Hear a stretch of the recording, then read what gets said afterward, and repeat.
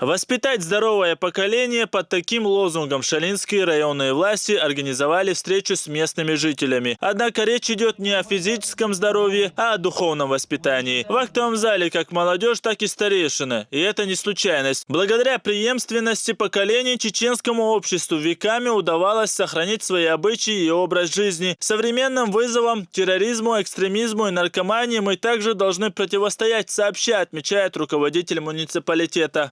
شيرتا مجامل قرض شوها شيرتا ملو وابستي عمل شوها وين إترى أجبار دات مثلا تعترض على بوق تقدر كاجدينك خزاخز لا دوخ داود قدا دات أولوي ويدعو الشخلجة ويخلات اليشكي دعنا وأوش قيت عشان دقوا يستيم ما يبغى بتشون هذيك نا أوش قيت دعنا يتوش سيتشو ده تعتيم يتقوي ويملخو متى وين بيدن وين ريون بيدن تيمي وين إشتم ديش так там пойдем дальше. По словам кадия района Хожахмеда Нитиева, сегодня мусульмане переживают важный исторический период, когда под ударом оказалась их вера. Многочисленные идеологи экстремизма пытаются внести раскол среди мусульман, подменить их представление об исламском вероучении. В такой ситуации самой уязвимой частью общества становится молодежь, которая в поисках знаний обращается совсем не по адресу.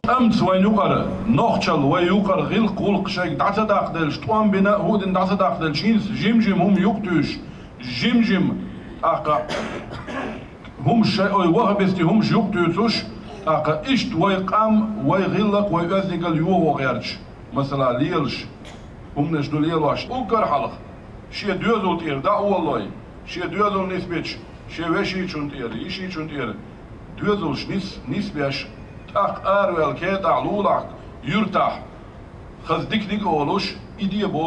В завершении встречи ее участники затронули еще одну тему. Через несколько дней миллионы российских школьников отметят окончание учебы. Последний звонок – это радостное событие для всех выпускников. Но зачастую ДТП с участием подростков делают 25 мая печальной датой. Поэтому глава администрации района призвал детей быть внимательными, а полицию к бдительности. Ахмед Джабрилов, Зураб Цинтароев, Зелим Закаев. Новости.